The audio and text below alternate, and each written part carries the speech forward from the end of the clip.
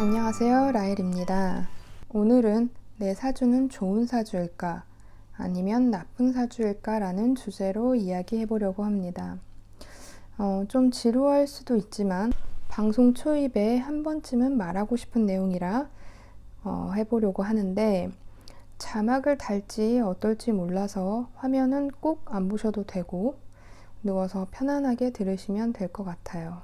일단 많은 분들이 내 사주는 좋을까 나쁠까에 대한 고민을 많이 하시는데요.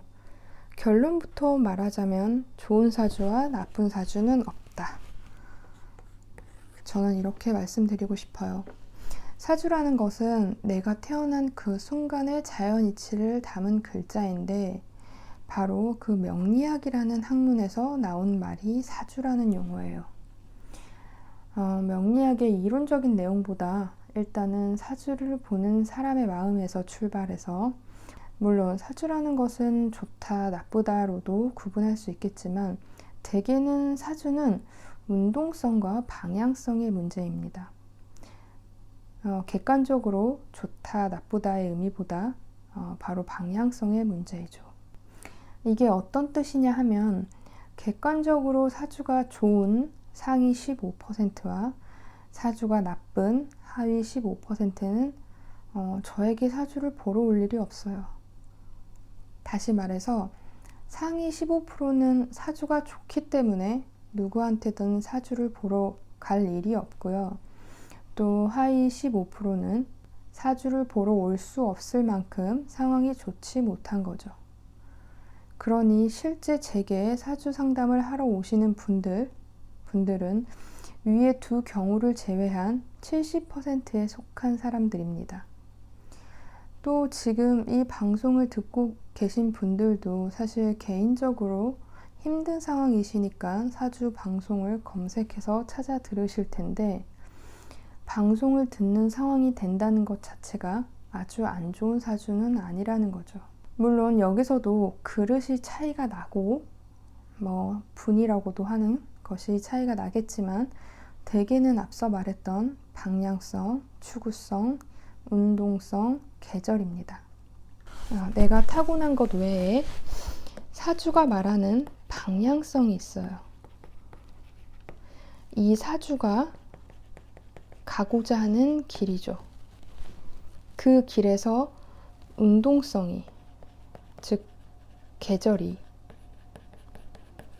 나이에 맞게 가고 있느냐, 삶에 전반적으로 나아가야 할 순서를 제대로 밟고 있느냐, 또 그것들이 어떤 식으로 흘러가느냐의 차이이며 물론 이 차이로 인해서 누구는 좀 더 쉽게 삶을 영위할 것이고 또 누구는 좀 더 어렵게 삶을 살아가겠지요. 그럴 때 저는 지금 이 사주는 이런 흐름 속에 놓여져 있습니다 라고 말해줄 수 있는 사람인 거예요. 그래서 대부분 제게 사주를 보러 오는 사람들은 나쁜 사주, 좋은 사주보다는 좀 더 수월한 사주, 좀 더 어렵게 가는 사주 정도로 구분할 수 있겠습니다. 꽃이 필 때나 열매를 맺을 때가 아직 오지 않은 사람들, 그런 분들이 마음이 힘들어서 상담을 받으시는 거죠.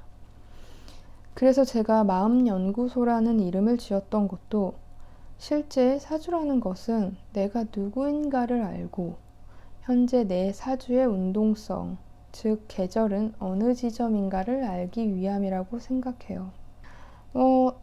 타고난 것이, 그러니까 성격이 팔자라는 말 거의 맞다고 보고 기본 타고난 것은 결국 그 사람의 성격인데 사주에서 나오는 성격, 바로 그 타고난 것은 나의 한계성이에요. 한계성. 거기에서 앞서 말했듯이 사주에서 내가 원하는 바, 추구하는 바가 같이 나오는 거죠. 갖고 태어난 능력치와 별개가 될 수도 있고 동일할 수도 있어요. 플러스 마이너스 오차 범위가 있지만 대부분은 상이하죠. 그래서 대개는 나 자신을 얼마나 인정하느냐, 그것에 따라 내가 바라는 이상량과의 갭 차이, 마음의 고통을 줄일 수 있어요. 물론 오차 범위 내에서 최대한 베스트를 뽑아야 하겠죠. 바로 노력이라는 것. 근데 사실상 한계는 분명히 있어요. 물론 한계가 없는 사람들도 있어요. 아마도 있을 거라고 보는데 그런 사람들은 사주를 보지도 않을 거예요. 사주라면 아마 싫어할 사람들인데 그래서 그런 사람들 사주는 어떤 구조일지 저도 알 수가 없을 것 같고 또 아마 그런 분들은 많은 덕을 쌓았을 거고 전생에 나와 부모님, 조상님들까지 다 엮여 있을 거라고 봐요. 사주와 상관없이 잘 사시는 분들이겠죠. 뭐 여튼 좋다 나쁘다로 낙담하거나 좋아할 것이 아니라 나 자신 그리고 나 자체와 이상향 또 방향성과 운동성 계절에 대해서 고민해 보는 것이 좋은가 나쁜가를 따지는 것보다 더 중요한 일입니다. 또 앞서 말했던 진짜 나와 내가 바라는 방향성이 달라서 고통인 분들에게 예전에 제가 공부하면서 읽었던 책 중에 이런 글이 있었어요. 삶이란 것은 하기 싫은 것도 해야 하는 것인데 인생 전체에서는 하기 싫은 것, 체질에 안 맞는 것도 해야 하는 것이 인생이라는 것을 어려서부터 가르칠 필요가 있고 그게 내 어떤 운에 이르렀을 때 그 운에 걸맞는 모양새를 만들고 싶어 하지만 그 모양이 나한테 어렵게 만드는 결과를 줄 때가 많기 때문에 그래서 인생을 살면서 어려서부터 싫겠지만 제대로 번영하기 위해 싫은 것도 받아들일 수 있는 사람. 가장 크고 멋지게 하고 싶지만 가장 좁게 작게 해야만 번영할 수 있는 것을 받아들이게 하고 이것을 습관화하도록 해야 하는 것이다. 이게 비천하게 사는 삶에 적응하라는 말이 아니라 아무리 좋은 인생도 하기 싫은 것을 할 때가 많고 그것을 삶의 일부분으로 내가 받아들여야 한다는 것이다. 뭐 이런 내용이었는데 또 삶의 자세에 대한 이야기 중에서도 이런 내용이 있었어요. 말장난처럼 나는 다만 하고 싶지 않은 일을 하지 않을 뿐이다. 이런 태도로 사는 사람들이 있는데 이게 결국 인생이라는 강물에 뛰어들지 않거나 뛰어들지 못하고 있는 것이다. 그러한 사람은 결국 영원히 강 속에 있는 사람을 구원할 수도 없고 자기 자신도 완전히 구원할 수 없다. 그러니까 강물의 문제는 강물 속에서 해결해야 하는 것이다. 나의 수영법에 문제가 없는가를 생각하고 어느 부분에서 내가 물을 먹는가를 고민해야 하며 수영을 잘못하고 있다면 고쳐야 하고 안 빠지기 위해 팔을 수시로 저어야만 된다는 것. 그것이 인생이라는 것. 결국 재성과 관성이라는 것은 나와 다르므로 내가 존재하는 것이다. 강물과 나와는 다르지만 공존하는 그 힘으로 나를 뜨게도 하고 앞으로 나아가게 하는 것. 이 부분은 물론 재관일 수도 있지만 여자한테는 식상일 수도 있죠. 자식. 이것이 정말 말을 안 듣는 문제라서 세상을 원망하게 되지만 결국 나의 수영법이 잘못된 것이다. 역학을 안다는 것은 훌륭한 수영법을 기르는 것이고 배우는 것이다.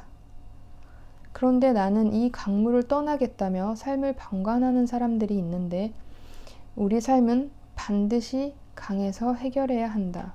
그래야 우리도 구원받을 수 있고 또한 다음 세대에게 더 나은 수영법을 가르칠 수 있으며 더 나은 강물을 공급할 수 있는 것이다. 라는 글이었어요. 사실 읽으면서 많이 뼈를 맞았죠. 어쩌면 저도 방관하는 사람 중에 한 명이었을지도 모르겠네요. 그래서 이 사주라는 것은 내가 누구이고 앞으로 상담하면서도 많이 나올 거겠지만 그 운동성과 계절성 그 현재의 방향성과 그 계절성을 알기 위해서 알아야만 하는 학문이지만 사실은 그 강물에서 제대로 헤엄치기 위해서 어쩌면 내 사주에서 벗어나는 노력도 해야 하는 거죠. 사주에서 말하는 나의 단점을 보완하는 것이 바로 그건데 가장 어려운 성격을 변화시켜야 해요. 방관하지 않고 당당하게 맞서는 행위를 하면서. 정말 어렵죠. 하지만 누구에게나 봄은 와요. 그리고 또 여름이 오고, 가을이 오고, 겨울이 오고, 다시 봄이 오겠죠. 그러니 내가 지금 겨울에 있다고 너무 힘들어하지 마시기 바랍니다. 봄은 꼭 올 거니까. 오늘은 방송을 여기까지 하겠습니다. 너무 힘들어 하시는 분들이 많아서 또 이 방송을 찾아보실 것 같기도 하고, 사주가 도대체 무엇이냐? 내 사주는 어떤 거냐? 난 왜 이렇게 살까? 뭐 이런 고민 많이 하실 것 같아서 사주를 공부해야 되는 이유나 사주를 좀 알아야 되는 이유에 대해서 네, 설명을 드리고 싶었어요. 그 사주라는 게 좀 수월하지 못하게 가더라도 내 운동성과 현재 내 계절을 알면 그것에 맞게 삶을 좀 산다면 조금 거슬러 가는 것보다는 좀 더 편안한 삶을 살 수 있기 때문에 여러분들도 사주를 공부를 하시는 게 좀 좋죠. 근데 사실 어려워서 쉽게 되지는 않아요. 기회가 된다면 뭐 공부해 보시는 것도 좋죠. 네, 그렇습니다. 오늘 방송은 여기까지 할게요. 다음 시간은 진행했던 대로 2021년 신축년 운세 개수일간 편입니다. 감사합니다. 또 만나요.